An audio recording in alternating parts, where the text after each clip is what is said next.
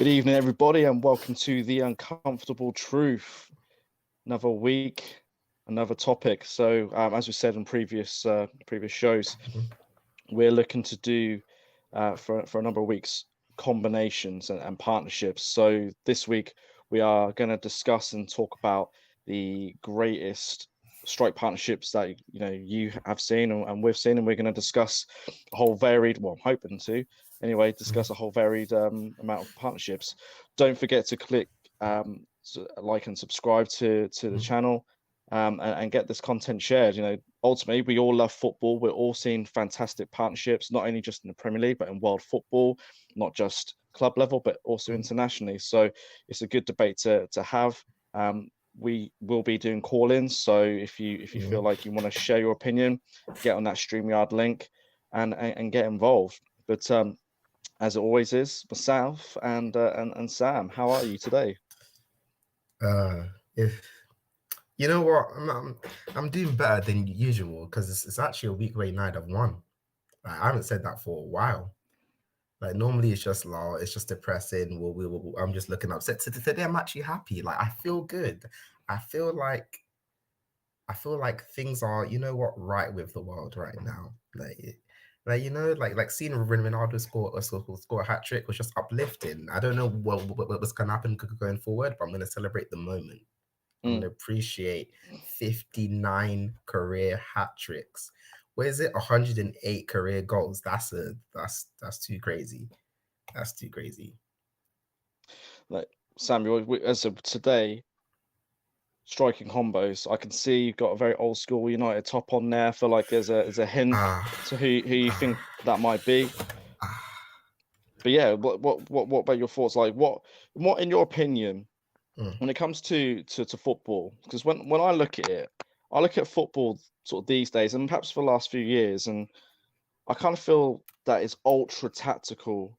It's very systems based.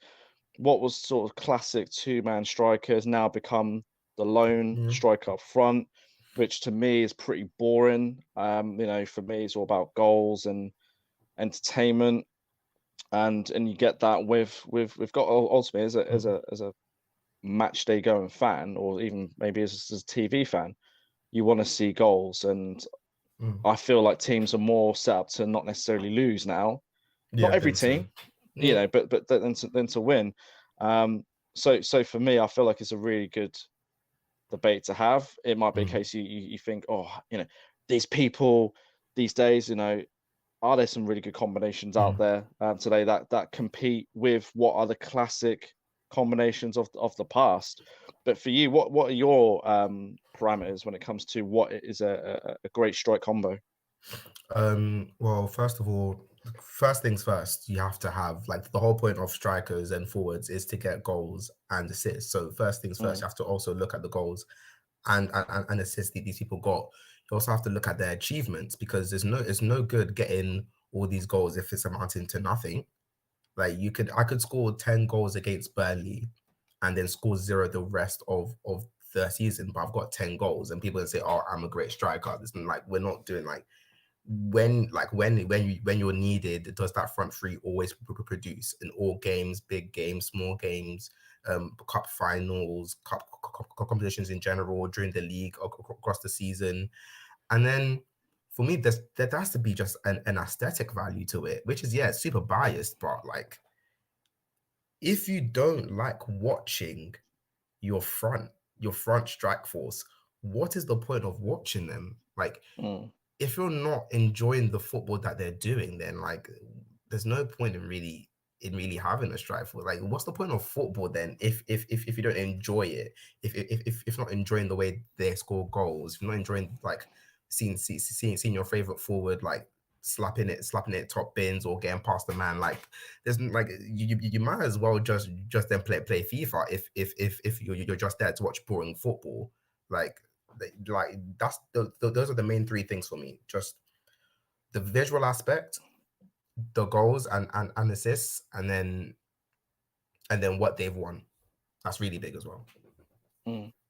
I think for me, when it comes to like strike forces, frontline pairings, forward lines and everything like that.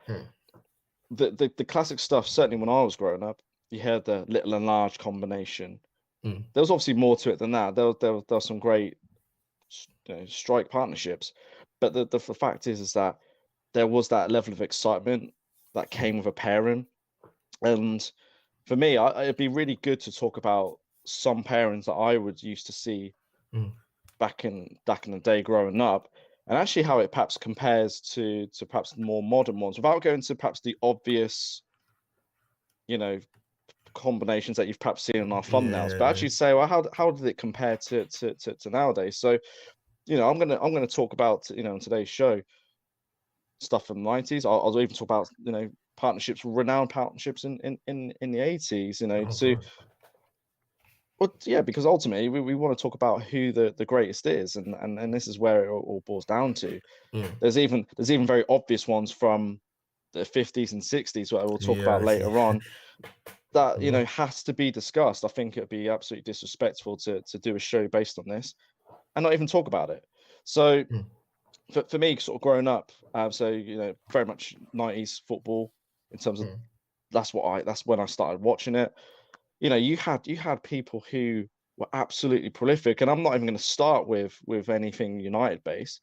I'm actually going to start with the original SAS. So people today will think SAS is Suarez and Sturridge, and we'll talk about them Oh, probably God.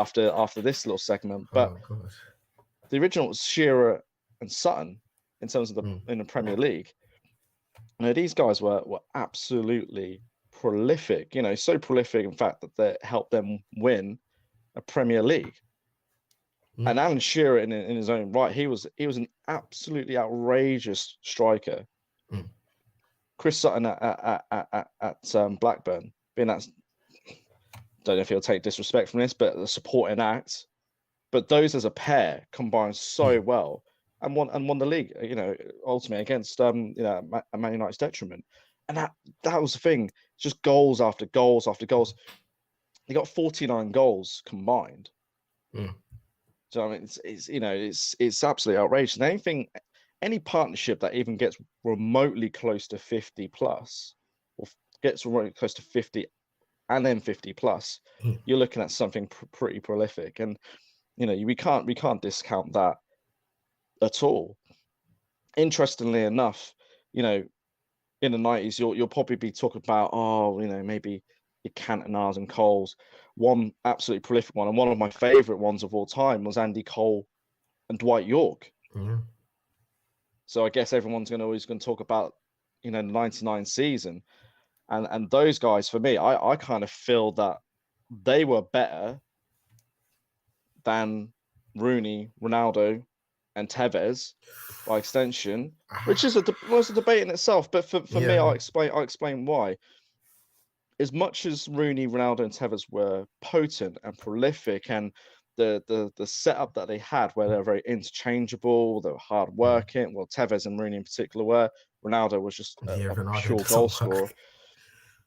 He works going forward, just not working going back. Yeah. Yeah. But what I loved about York and Cole, and this is where it's all about partnerships, is their understanding of each other's games.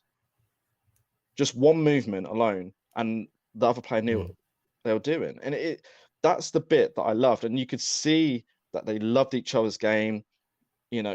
It might have just been on the pitch. You never know, when it comes to their personal lives, but it worked. It really connected, same wavelength and everything like that. And there's a reason why a lot of people always refer to Cole and York when it comes to you being on the same wavelength on the pitch with someone. Yeah. They still 30 years on, we refer to them as that partnership. So for me, that was a really, really cool partnership. They got 53 goals in 98-99 season. So that tells you how good they were. Yeah. I don't even think Ronaldo or Rooney got close to that. If you're in the I live, think if you're it was 57. not in the league, it wouldn't be. Oh, Not in the not league. in the league. No, I think that was all So competitions. yeah, yeah, all competitions. So all competitions, that's what they achieved. York and Cole achieved that in Premier League alone. So that for me is like just that synergy. But as I said, there's a debate to be had there, in terms of 99 or 2008 for Man United. But you know what's even funnier? That's not even Andy Cole's best ever season in terms of a partnership. If you actually want to look at the best partnership, was actually him with Peter Beardsley for Newcastle in 93, 94, where they got 55 goals. So if you want to assess Premier League partnerships and say success is based on how many goals you scored, well, let's end the debate there and say, hey, it's not your Man United, this isn't Arsenal, it's not it's Newcastle, it's Andy Cole and Peter Beardsley, because nobody has been able to emulate it since. People have been close, Definitely. but haven't surpassed. So, as I said, we touched upon Chris Sutton and Alan Shearer, the original SAS who won the league, got that. But then the new age SAS, who a lot of fans will probably know more of, is Suarez and Sturridge. In that 2013-14 season under Brendan Rodgers, the Gerrard slip season, the capitulation against Crystal Palace, all hilarious. But one thing you couldn't deny was how good those two were that season. It was annoying being a United fan, but you got to accept great football. And those two were prolific. You got the dance and everything like that with Sturridge. It's I mean, so Suarez was just an animal, to a point that obviously he got his Barcelona move from it. But 52 goals, like that's absolutely outrageous. Absolutely outrageous. I'll tell you, I hate Suarez. Like, the number one player I hate is Suarez, but you have to admit that season was not normal. Him and Sturridge were not. I'm pretty sure I remember watching a game, and they put up this stat, and they'd scored, those two alone had scored more goals than half the teams in the Premier League at that point. I think it was near the end of the season, they had more goals than the bottom 7 clubs, just those two alone. Not even counting Sterling or anyone else in that team, which is insane. And it wasn't just them just standing waiting for goals in the box. They would have to create a lot of these goals on their own. They were actually really good at just combining together, getting past multiple opponents to get together to get a goal, which is insane. The thing that really let them down is the fact they didn't win anything. You can't, they had a really good season, and but the capitulation after that Gerrard slip against Chelsea was literally the end for them. I don't understand how a club just capitulates that much, and absolutely just ends their season there. But yeah, they as to watch were very, very good. It's very, very annoying to watch, because at that time United were garbage to watch at that time. But to just see those two just go out there, and then they were making teams look like under 21s, or making it wasn't fair on the league at all. It wasn't fair at all. Well, like I said, guys, for those watching, who do you perceive as the more potent SAS, Shearer and Sutton, or Suarez and Sturridge? Hit a like and give us your thoughts. But for me, there are so many decent partnerships out there, and I think for one, sometimes stats might tell a lie, and not going to say that that's overall when it comes to partnerships, but I think it's just that link up play and understanding, because there's some partnerships out there who perhaps haven't even won a single trophy. Maybe the goal count isn't as high as what the very best in the world has achieved, but you saw the way that they linked up, and maybe they created moments, and a lot of moments for an individual club, and actually create cult status from it. So I'll be, after we talk about your sort of favorite strike partnerships, Sam, I'm going to have a little segment on sort of cult partnerships, where essentially the streets will never forget. There will be the streets will never forget segment, and it'll be really good to get fans' opinion on this as well. So yeah, Sam, what's your favorite combos? I got one which is completely out of left field, And there's one that I admit I really only saw during lockdown because like and it's a United partnership, but seeing like Nistelrooy and Scholes was a surprisingly very good combination. I know, like in terms of trophies, they weren't very like they weren't too amazing, but like that was a very decent combination, and they were able to like. I'm pretty sure they were able to link up. I think they had the understanding that Nistelrooy was just going to be scoring goals, and goals is just like more of the serviceman, which like and which is completely fair. But I think it's the fact that Van Nistelrooy is so lethal. Like this is probably one of the most lethal strikers you will ever watch. And you've got Scholes, who's just like on the ball, is one of the best you've ever seen. And the way they were able to link up, and like they might not have gone as many goals as like even I don't think they even got as many goals as even like Salah, Firmino, and Mane, but they were just like to watch was absolutely ridiculous. I was thinking this could have been the partnership, but I guess like eventually Rooney and like and like the whole change over there began Rooney, Ronaldo, then eventually to Tevez, creating a front three that is quite like understandably better and won Champions Leagues. So I think but like people in general, people do sleep on Scholes as like the second striker kind of moving about, like, but these partnerships with different strikers was just amazing. It was amazing to watch, but I guess like it was overlooked by other partnerships. What do you think was overlooked then? Bearing in mind, like this is Paul Scholes, arguably one of the most recognised players in the game for his creativity. Worldy goals. I wouldn't say he's necessarily prolific goal scorer, but he did score in some incredible goals. He was a prolific creator. So yeah, why do you think that is? I think one is because of the fact that they weren't winning. Like when we're not winning, it's pretty much pointless. But and I think at that time you also had the fact that you're seeing Henry and Bergkamp. That is probably the most like when you've got that, anything next to them just looks awful in comparison. Like that You're talking about the aesthetics of it, the way that they sort of moved, and the individual players. Henry's you have Henry's absolute like deadly skill. Like it's the fact that Henry was getting the goals and assists that like and Van Nistelrooy was like trying to keep up in just the goals department. And like Van Dijk was doing it with just such ease and care. It was just so great to watch. And you've got Bergkamp, who's absolutely ridiculous. Like aesthetically, one of the best footballers to watch for I've heard Arsenal fans say because like he's so silky. There's the one goal he scores where he just flicks it around and he's absolutely ridiculous. I think like when you've got that around you, and then like you're also not winning as well, I think it's quite hard to actually keep up because it's like oh, you have that, but you've got the better version over here. So why would you care about that version?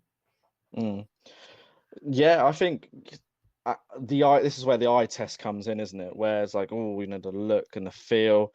I think when you actually look at goals, and maybe this is where other people start bringing in like assist stats and whatnot, but just purely from a goals point of view, I know they had they peaked 34 goals. I'm talking about in the league, in what, like 2003, 2004. So in comparison to like other Premier League strike partnerships, I think quite low, but you are absolutely right. In terms of the actual aesthetics of it, the players that they were, the silky skills, the link-up plays, yeah, you got to say that was up there.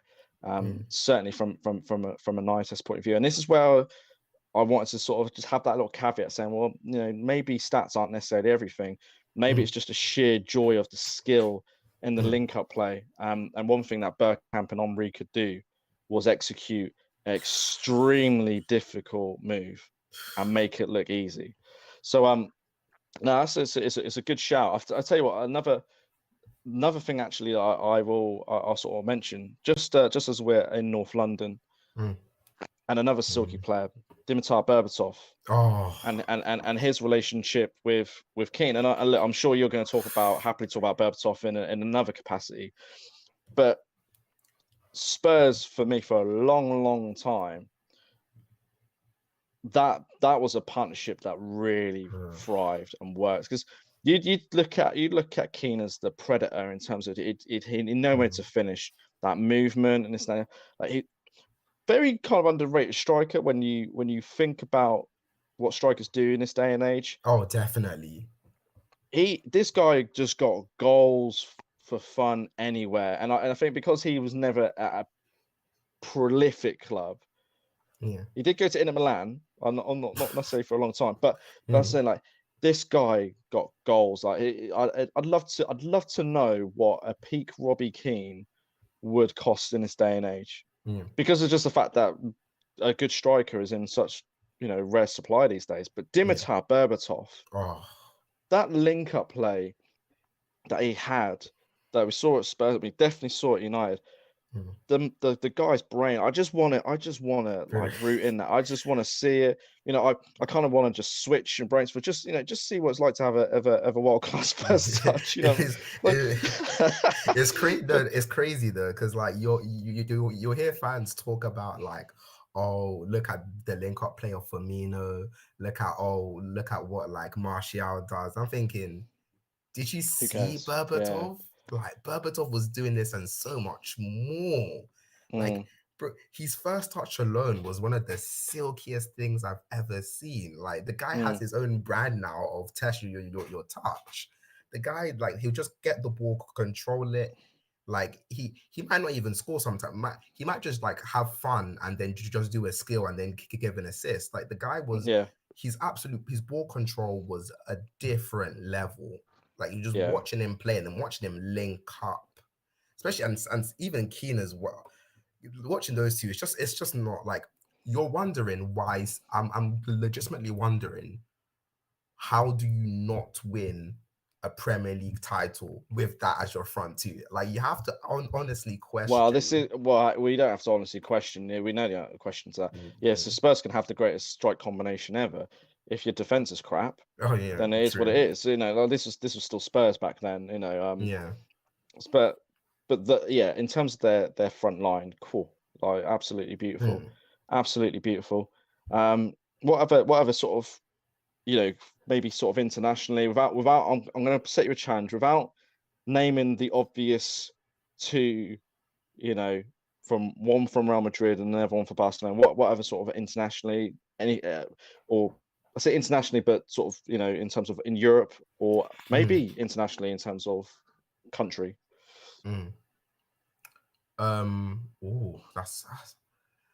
hard one. That's a very very hard one, because it's hard to not, because there's been like all those times where, like, since the arrival of those two players, a lot of past has been overshadowed, because they've they've just broken all the records and like all and done all the stuff. Like, they've won all the trophies, all the Ballon d'Ors, and all that kind of stuff.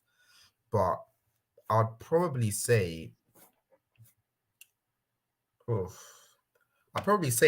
that I wasn't necessarily like, I wasn't alive. I was alive, but not alive to watch.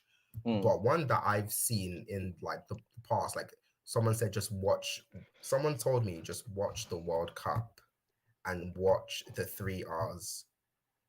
And that is honestly, Brazilians have fallen off so hard, because watching Rivaldo, Ronaldo, and Ronaldinho was the craziest thing I've probably, aesthetically, I put them at the top. I don't think anyone else comes close. I don't think really. I don't think there's even Brazil, maybe looking at the part, you think that's the greatest Brazil combo? Probably, because that is not. Okay. That is not like watching. You've got the most. You've said, we said it. The most entertaining footballer, probably of all time, Ronaldinho. You've got Rivaldo, who's quite underrated in some regards. Like, you hear people talking about like Ronaldinho, Romario, Ronaldo. And then you don't really hear Rivaldo, but Rivaldo had a very good career and was like a very, very talented player. And I'm thinking like that's and then you've got Ronaldo, R9. Some people call him the true Ronaldo.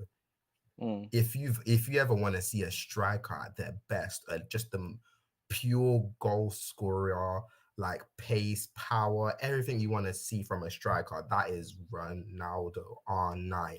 Absolutely.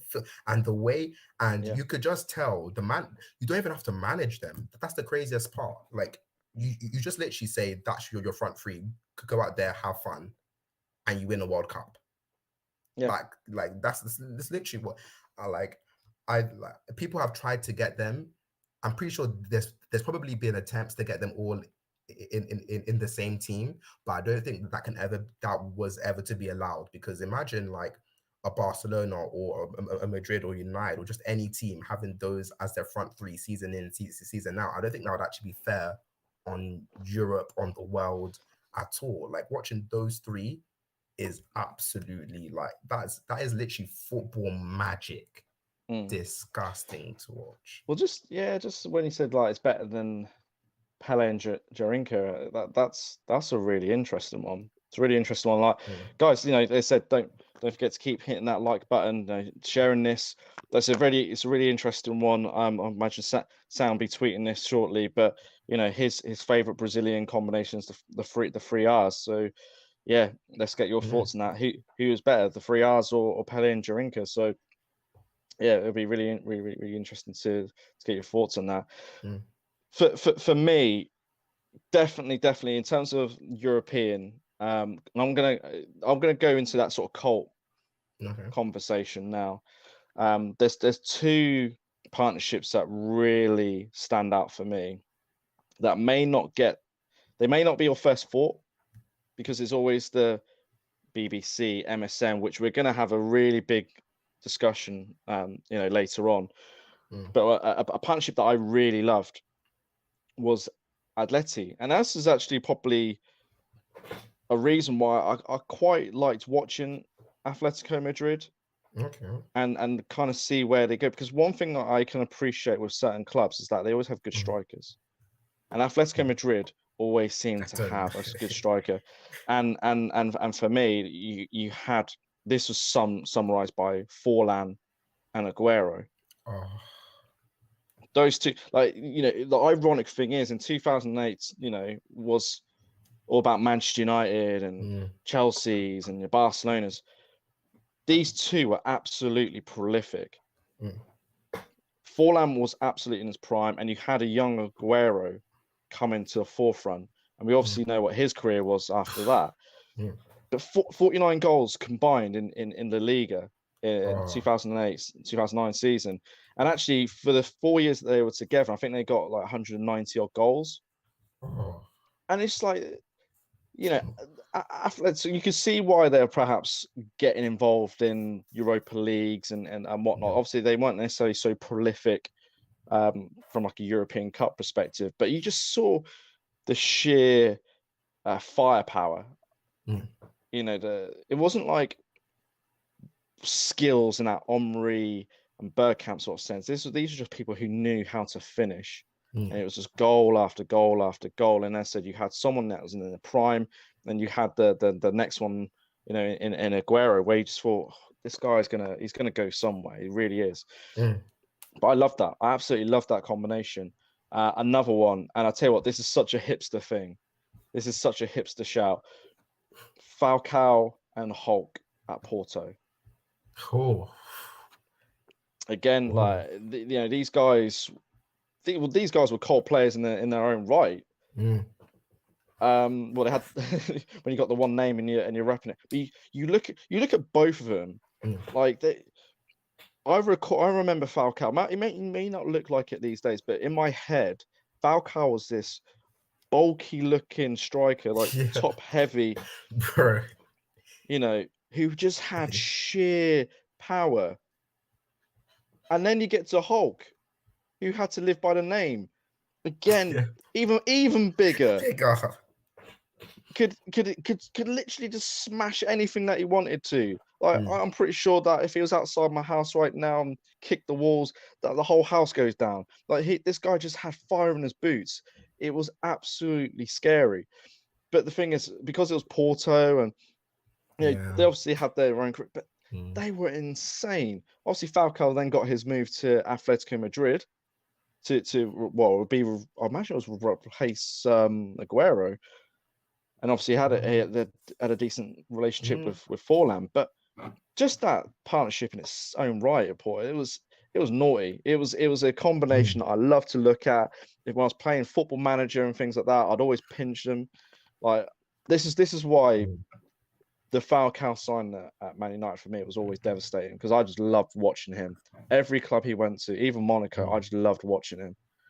I was it's and It's sad. Hulk was just that player. Hulk was just that Oh yeah, player. bro. But Like he's called Hulk for a reason. That guy is like yeah, even like I remember like after like a few years after he was like fast, especially you still hear people know about Hulk because of FIFA. mm, I remember like people be talking about him because the guy's just like thing is the way people would use him on FIFA is the way he just played. Like yeah, he just bullied. He was literally just like he was just so powerful, and you're thinking, and you're just thinking this guy is gonna kill a net. Like he's thinking like he's gonna next time he shoots the net is breaking, yeah. and like No, absolutely, yeah, absolutely. But it's quite funny because I talked about Forlan and Aguero in mm, 2008, 2009, and again I talked about the other teams who were big at that time. mm, They still didn't compare to probably again might be a bit more cult now, maybe a bit mm, hipster because of where it was. But it was Grafite and Edin Dzeko at Wolfsburg. mm, In that same year, they got 71 goals yeah, combined to win Wolfsburg the Bundesliga. If that isn't a that's partnership, if that can't be celebrated, 71 goals in a single I season, don't I don't know why are we here? Why are we having this discussion? I We got don't like that's not we normal. got we got to recognize, and Mm, just because they're not Prem or at the time the big leagues, because Bundesliga's only probably got mm, bigger now. Um, that's absolutely insane. And now the better finisher.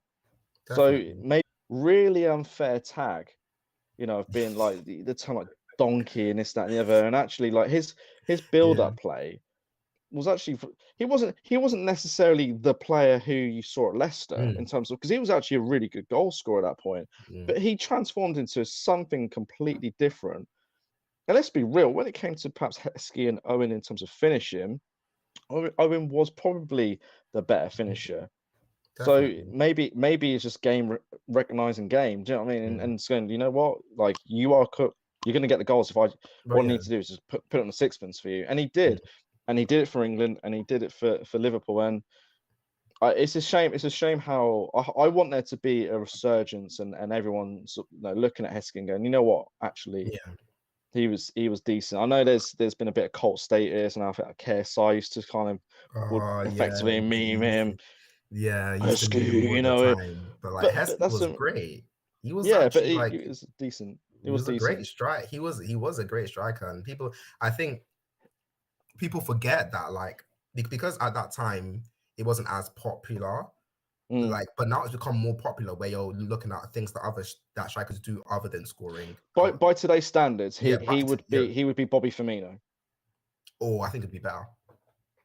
I Well, think it'd be better. I'd say Liverpool fans, would you think Heskey I, better than Bobby Firmino, or I think just it'd be football better. fans in general? No, That's because a big I claim there, Sam. Big claim. I appreciate for Firmino, but it's a like Heskey was holding off like defend like he was basically just like attracting all the attention to himself and Mm. then saying, Owen, just run through and I'll get the ball to you somehow, some way. And like we Owen won a Ballon d'Or. Like we can't did like we know what he did. Like we could Yeah, let's not even like disregard that. He's insane. He's just a different level of that was just yeah, and this is Owen pre-injury, pre-United transfer, pre like even Madrid. Like the guy would at that time, everyone was thinking this is the next. This is going to be like this is England's new hope. yeah. like he was like everyone was like, yeah, this is the guy. This is the absolute guy. And like, and you even saw the kind of drop off when he was even with Rooney, because they couldn't quite work out how to play with each other because there was really no agreement on who's doing what. Even like, because you'd even see at times like Rooney like using him kind of like as bait, and then just going off on his own, which is like, and I think like the partnership just didn't work. And like looking at how that was so different to him and Heskey, like there's just a different level of play there. And like, honest to God, having Heskey, having that striker that could just hold up the ball, even back then, is so important sometimes, and it really goes like overlooked because it's not as fashionable as seeing someone score from like outside the box 50 yards and top bins. Nice. That's yeah, absolutely, absolutely, man. Like with I'm just curious that I'm just obviously like conscious even that we're going to be hitting the sort of greatest partnerships territory very, very shortly. Again, guys, it'd be really good to get your thoughts, not only just live on YouTube, but don't forget the Ministry Web is on Twitter and Instagram. Don't forget to follow and communicate with myself, Jinky Knows, and Doctor Who Sam 7. And also just keep liking and sharing this. This is this talking about greatest combos ever. We've all watched football, we all love it, and just aware that when it comes to the feedback you guys are getting, there is an AT&T disruption going. So if there is any quality issues in terms of footage, apologies on that one. Unfortunately, there's powers that are bigger than Sam and myself that are perhaps disrupting the show. So apologies on that one if it's ruined the viewing. But Sam, just finally, like I'm going to give you a number of partnerships, and it'd be good to sort of get your thoughts on these as far as the biggest and the best, and it'll be really good to get the fans' engagement as well in terms of this. One sort of greatest that I've seen here is that we've got. I'm going to put in Rush and Dalglish. Okay. So this was like very much prime Liverpool, getting European Cups, winning leagues. These are arguably two of Liverpool's greatest players ever. Yes. That's obviously up for debate. We've had a recent, well, I say recent, our very first show was about Salah and Gerrard, but these two other players are the greats. Then you got Rooney, Ronaldo, and Tevez. So that was very much connected to 2008. Now I would put York and Cole in that, but we've already talked about them. So it'll be interesting to get your thoughts on that because you didn't necessarily agree with my York and Cole assessment. Then you've got MSN, Messi, Suarez, Neymar. Again, we'll talk about that in more detail. Then we've got the Battle of the Real Madrid. So BBC in Benzema, Bale, and Cristiano. Even though realistically it's more Cristiano, Benzema, and Bale. And then finally, because I just don't understand how we can do a video about strike combos and not even talk about this pairing of just Stefano and Puskas. Yeah, I knew it was coming. But they are. You have to recognize it. And this if I found myself not talking about these guys, I'd be going on YouTube trying to get it struck off for fraud. Because these guys were just insane. But that's enough of me talking. Like, you've got that list there. Who in your mind? Because we gave 5 options there, didn't I? So who would you say is that top 5? So you have the different metrics that I mentioned earlier. I don't personally, BBC don't are at the very bottom to me because to me they didn't even really exist. They did well. Whoa, They whoa, didn't whoa. Okay, really, whoa. Okay. No, that's fine. This is yours. So because opinions can't be wrong. I'm just very interested to know how a combination that have probably won the most European trophies mm, as a partnership. mm, Even if you want to take Bale out of it, if you want to yeah, just keep it Ronaldo and Benzema, I just don't understand. I'm interested. I'm very interested because it was essentially the Ronaldo show, wasn't it? oof, oof. That's what they Even with tried to. Karim Benzema. Uh, Benzema, since Ronaldo has left, has now just like we had people think like I had all the slander I was hearing on Benzema while Ronaldo was there. I was like, oh, he's not even that good. He's the basic striker. He can barely score goals, stuff like that. I was like, what are you guys talking about? And then as soon as Ronaldo leaves, the guy is absolutely insane. Like the issue with a player like Ronaldo is you have to cater to him to succeed. Granted, for me, that happened post United. It didn't happen as much as United, but it was still like you could see a bit of the inkling there. But back at United, you had Ferguson, who basically he's top dog and and you do what he says. But at Yeah, Madrid, Ronaldo's ego kind of grew, and it was basically like you had to service him. Like it wasn't about you anymore. Even and Bale was injured half the time and only came on in Champions League finals to actually score goals. Which like I love Bale, but like you can't. I'm not going to act like he was playing week in week out. Like and that front three was there constantly because it wasn't. yeah. So like to me, like in terms of their achievements, they're probably at the top in terms of everything else. In terms of aesthetic, I did not like. I did not like to watch them as a trio. I like them individually, but not together. Yeah. And in terms of goals and assists together, not really like together they weren't really doing that much separate in and individually. But individually, yes, they're all good goal scorers and good assisters. That's the kind of issue with them. It was more of individuals rather than a unit to me for Okay. BBC. That's why I put them at the bottom. And the other ones, they're all quite like they're very amazing popular partnerships. MSN, I you have to talk about MSN because that is wow, like that is wow. I like if anyone hasn't seen that, go back. Like I don't know where you were. I don't know where you were. You were under a rock, but watching those three, MSN, yeah, and this is the thing.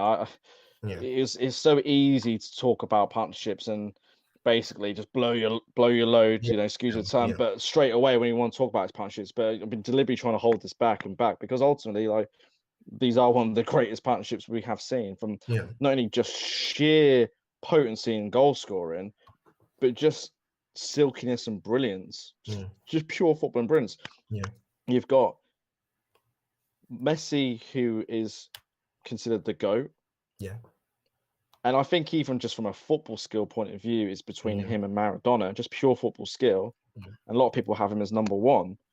Then you have the next one in Neymar, who yeah, Barcelona Neymar was probably the best thing for me that I've seen since Ronaldinho. That's just that sheer entertainment, sheer value for money, skill levels. Like, don't get me wrong, Messi was the clutch guy yeah. and would do Ooh. incredible. Come on, You could debate incredible. Neymar was the clutch guy in the Champions Okay, League, though. okay. But well, one moment. Everyone keeps going back to that one game, One moment, more than one moment. It's a couple games, it's a couple games. but but like Messi would like dribble past like it not about 8 players up and then dink the goalkeeper. So don't get me wrong, Yeah, he had incredible moments. And then you just had Luis Suarez, who again, carrying on from that Liverpool um yeah, season with Sturridge. So you had a skillful, forget about all the stuff that he's done, which has put him in a yeah, bad light. But in terms of pure football skills, the sheer hard work, and just the goals that came with it, it was just but Suarez would also set people up, and that was the Yes, thing. Like very unselfish. yeah, very unselfish, and having a striker like that is gold dust. He would Mm. fit into any team in the world. He It's was just a right, shame yeah. that about the other stuff that's Yeah, happened, so you know. But yeah, what a combination. one thing that people do like forget about Suarez is that he is one of the only players to get the golden boot in La Liga in a Messi and Ronaldo era. That is not something you can just like laugh at. That is ridiculous. Mm, To actually do that is not, that's absolutely unfair. yeah, However, I do have an agenda against him. So he does go, those three just go slightly down for me. And there's one thing that they don't really have in their game that I just personally like in football, which is a certain level of aggression yeah, in terms of like, because they're quite silky and skillful, but they like, I also like when your team is aggressive as well. And in terms of aggression, I'm sorry, you can't say aggression without saying Rooney, Ronaldo, and Tevez. That is, first of all, you've got Ronaldo is not necessarily that incredibly aggressive in terms of his personality, but when he's running at defenders and just trying to absolutely destroy them, and with his mm, cool lightning quick feet, but like watching him now is completely different player. But pre those injuries, pre everything, like the guy was, he had, even sometimes, even if it was a bit sloppy, he was so quick that he just quickly just grabbed the ball back and continued. yeah, And then you've got Tevez. Tevez is, people underrate Tevez because of one, he went to City, and two, he wasn't like, out of all those three, he wasn't like the most famous, but he had a like first of all, he had a lot of skill. I took that is somehow the luckiest loan. I'm pretty sure that's probably the greatest loan deal of all time to me. That's probably the greatest loan yeah, deal of all time, because to get that quality of player is is ridiculous. And then the fact that he was also just like, he was like a mad dog on the pitch. Like, yeah, give absolutely. him to someone like Klopp now, like he would be salivating. He's thinking this guy can press like a madman, and he never stopped. Like you thought he'd run out of energy, and you're like, oh, and he's still going. I'm thinking, what's going on? And then like he's just getting the ball, and then he just dribbles like through like a few people and gives it to one of the others. And then you've got Wayne Rooney, who's my favorite, like one of my favorite players ever. Like he's called the White Pele for a reason. Anything you want in a football player, he has it. There is nothing else you can ask for. If you wanted goals, he's got the goals. If you wanted assists, he's got the assists. He's the second highest goal scorer and the third highest assister in Premier League history. Ridiculous. And he's not, Yeah. and the thing is, he didn't even like scoring. He didn't even like scoring. And he's So gotten that so many goals. so is Rooney, Ronaldo, and Tevez ahead of MSN for you? Yeah, purely on like, on the fact that one, they were going up against teams that were some of the best teams you've ever seen, Mm, like the Barcelona teams, the Chelsea team, and you're thinking, wow, these are teams, and they beat them. yeah, Like, it doesn't matter if you say like, oh, someone did this penalties, they should have won, blah blah blah blah. Like they beat them on the day, and like you can't just like disregard that. It was absolutely like ridiculous. And I think with MSN, yes, people were saying Real Madrid, but at that time, to me at least, the across Europe, there had already been a bit of a drop off compared to the 2000s, and which allowed them to obviously like there's no doubting that these are skillful players, but I wouldn't be so sure they would get the same level of accolades and goals and assists as they did if it was back during the 2000s, if that makes yeah, sense. And I yeah, and I also feel like if they went up against that, like those 3-on-3, both of them against each other, I think the pure fact that like Rooney and Ronaldo, Tevez are so like gun ho, like they're going to get at you. They're in your face constantly. They will bully you as well. So you could argue that Barcelona probably had. Well, don't know. Do you feel that then that's not even Barcelona's greatest combo in terms of because you don't forget that unit Mm. played the following year against Barcelona and got their asses handed to them. Yeah, yeah, So no, but this is true, isn't it? And yeah. This is true. Yeah, we're saying that MSN wouldn't compete, yet Messi in his own right dominated. yeah. Yeah, Samuel Eto'o was involved in that. But the fact is what? So is Eto'o and Messi better than MSN? I would probably say Eto and Messi probably. Oof. That's a difficult one, actually. I think like I've made you think about this, haven't I? Like, yeah. You made me think about. I'm thinking because yeah, they both like in terms of achievements, they both won a treble. In terms of like goals and assists, they're both like it's ridiculous. In terms of like game, like I'm just thinking though, with Eto and Messi, you could kind of tell Eto didn't like what was going on in terms of a partnership. Like they weren't really like, yeah, they were kind of in sync, but you can tell like there was just a lack of like football enjoyment from Eto. And you can tell like and I think like we all know about like the backstage stuff. Like he hated like he hated being on the wing. He wanted to be a front man. Then the whole thing, and then he goes to Inter and he absolutely kills it. But then yeah, I think there's just a disconnect there, and everything felt so structured with the way they played, and that element of just like natural like thin like yeah, when Sam, you've got I think you're struggling here. I think you're struggling no here no because no no no look. Okay, I'm even gonna throw in Omri. Okay, so it's not just mm, Eto'o and Messi, but we've got Omri. You're mm, saying that Messi, Suarez, and Neymar, who probably considered one of the greatest mm, for Barcelona, couldn't beat Rooney, Ronaldo, and Tevez. yeah. But as I said, Messi, Eto'o, and Omri, who aren't as considered as high, as I said, wipe the floor of them. Literally wipe the floor of them. Oh yeah, yeah.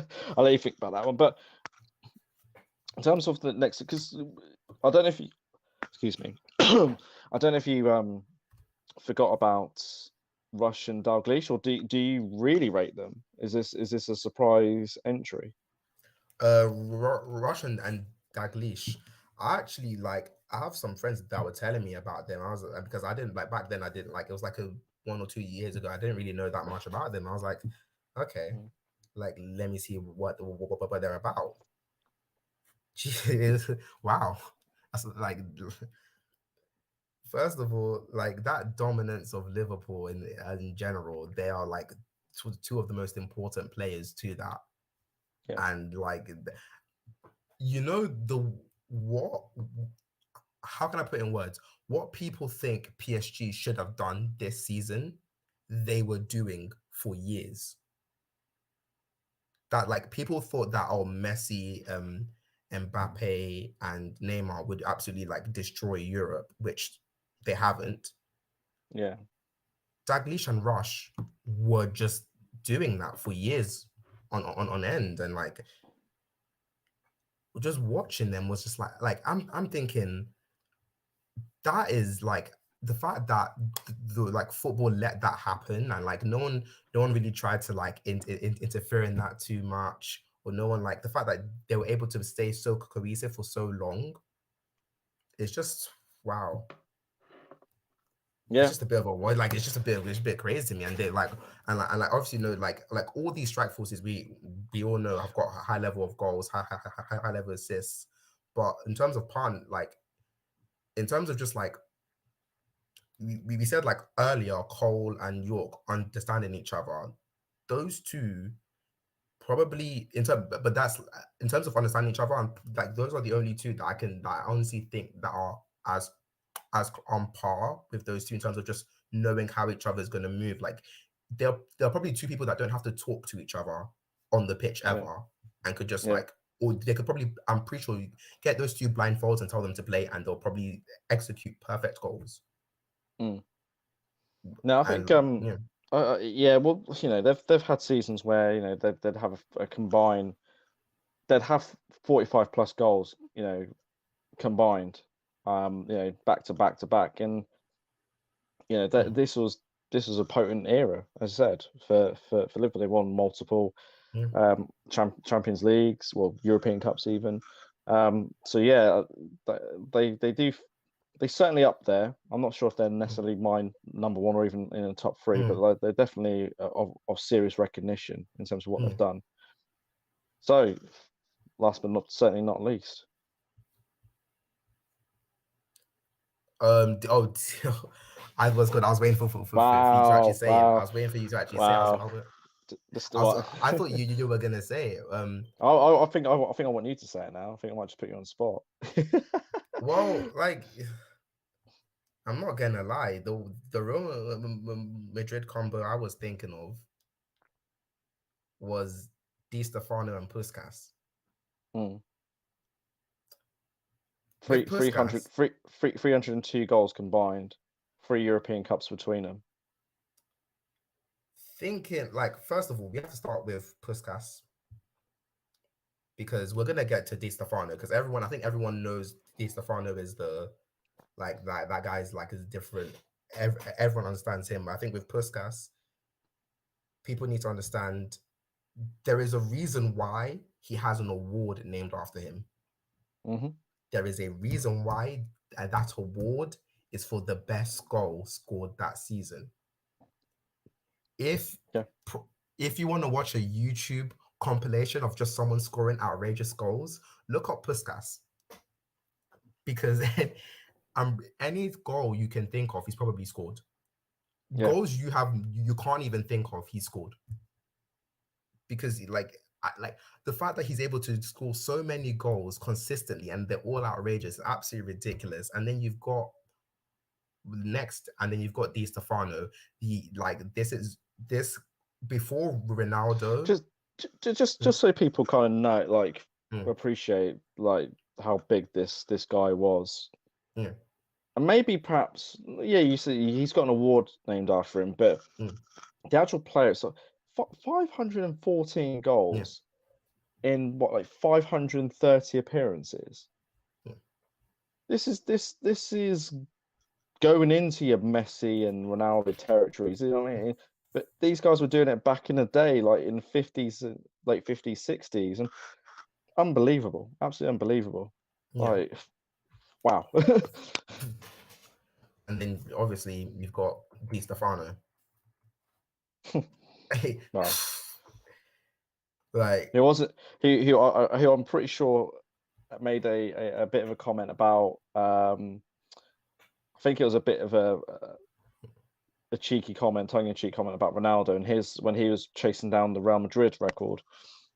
It was like, well, if I knew that penalties and free kicks were so important, I'd have taken them all. Yeah.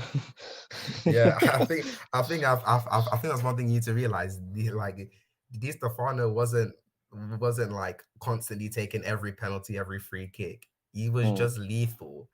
And this guy has been described as the most complete footballer ever. To earn that kind of title of like being that complete, and like people were saying, like, he could do everything, like in terms of shooting, passing, heading, like even defending. Like, the guy, like, look him up if you haven't, like, look up the quotes, look up anything you can of him, because I know it's back then, like, there isn't as much as available now. But this guy, there's a reason why this was Mr. Real Madrid. This is like anyone who was a striker going to Madrid. This is who they aim for. Because like the thing to me is just like, imagine he did take penalties and free kicks. Yeah. Imagine that. And Absolutely. Yeah. it would have just been like, I'm no offense to Ronaldo, he probably would have never touched that record. He probably would have never touched that record. And I know that he's an incredible player, but Di Stefano was too lethal. He was too lethal. He was just like everything about him was just absolutely brilliant. Absolutely brilliant. And like if you just listen to the way others talk about him and all the quotes about him, and you're just thinking, wow, this is the player you want to be like. And like this is the guy that has won multiple European trophies. As in, like, honestly, like at the start of like the European Cup, if you look at the European Cup and you see the history, and then you go back enough and you see like, oh, Madrid won it like this many times. He's the reason why. Yeah. He's the reason why. Like he accounts for a lot of it. Yeah, the guys, it'd be really good to try and do these polls to get like a snapshot, and maybe it's worth getting this clip and maybe then getting a poll out shortly. But the top five, it'd be really good to see who you feel is the greatest strike combination here in terms of we talked about Rush and Dalglish. These are guys who've got 2 European Cups combined. MSN. They've got their Champions League, only one, but multiple Liga titles. But the sheer volume of goals, I think, just Neymar and Messi and Suarez alone, I think you're looking at over 400 goals combined. And I said we haven't factored in Neymar. And then you've got BBC, which Sam thinks is massively overrated and doesn't believe as a partnership. But this is a partnership that has had 4 Champions Leagues. So you have that changed every season. That front four's changed every season as well, though. But we ain't gonna like Di Maria was there at one point, and then you got Isco there at one point, but no one talks about that. Or Rooney, Ronaldo, and Tevez. There's a very fluid, interchangeable front three. You obviously won a European trophy and got to back-to-back finals. They were on course to try and be the first team in the Champions League proper to win to actually win back-to-back. Obviously they didn't do it because Barcelona won that year. Or as we just recently talked about, Di Stefano and Puskas. Again, the sheer volume of goals that they got between them as a pairing. 3 European Cups.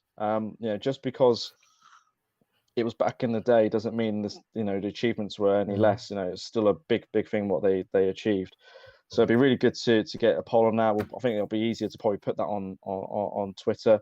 Maybe we can get the ministry web to do something on IG. It'd be really good to get fans view on this. We want to make these shows, and just the ministry as a whole is quite interactive. So let us know your thoughts. But for next week's show, as I said, we are doing partnerships, and it's not just all about scoring goals. It's also a case of stopping them as well. So we're going to delve into greatest defensive partnership. I suspect that for a lot of fans, I don't think Harry Maguire and John Stones will be there in terms of from an England point of view. But it'll be very, very interesting to see that. A bit like tonight, we are going to go through a lot of partnerships, and not only that, maybe some cult ones as well. And if you know some partnerships, then definitely bring it to the table and let's have a debate. But Sam, any sort of final thoughts from yourself? In general, I think what's called just take some time, guys. Look back through all the people we've mentioned. There's some people we haven't mentioned as well. Like Liverpool fans are probably crying that we never mentioned their front three right now, even though I think they're massively overrated. But we're just gonna brush past that for a second. Because the future of football in regards to attacking forces, there is the possibility that we could see Haaland, Mbappe, and Benzema as a front three, which personally I'm very excited for. But in general, in terms of forwards coming up right now, there aren't many. I think like we need to treasure the fact that we've got these amazing, like we've had these amazing forwards right now. And in regards to next week, if I hear there's one player's name that if I hear mentioned in any of these partnerships, I will be so upset. I'll be so upset, and you'll find, and you have to find out his name next week if anyone says who he is. But yeah, but in terms of partnerships, yeah, just like all in all, just appreciate all these partnerships, all this, the front threes, the front twos, and like go back and watch them, watch matches, the full matches, because you just watching the goals ignores the fact that what they do outside of it, which is also very, very, very, very important. Like even the ones that they've missed as well. Like you've seen some, you'll see probably the crazier stuff then, because it's harder to actually score from these attempts. But yeah, no, it's brilliant. Yeah, I think I'm still. You said some quite interesting things tonight. BBC are very overrated. No, definitely. Yeah, that's the one I still can't quite get over. But look, it's opinion based. That's why we're here. That's why we do it. But I think that's a good time to probably wrap up in terms of greatness partnerships. You know what next week's going to be about. We'll obviously do a bit of a plug to remind. We are trialing 9 p.m.s. So we'll probably be doing a show again next week on Sunday for 9 p.m. So I know people traditionally have been used to the 8 p.m. slot. So yeah, again, we can always get your thoughts on whether 9 p.m. actually is better for you guys. But that for today. Thank you for watching, and we'll see you next week. Take care. Take care.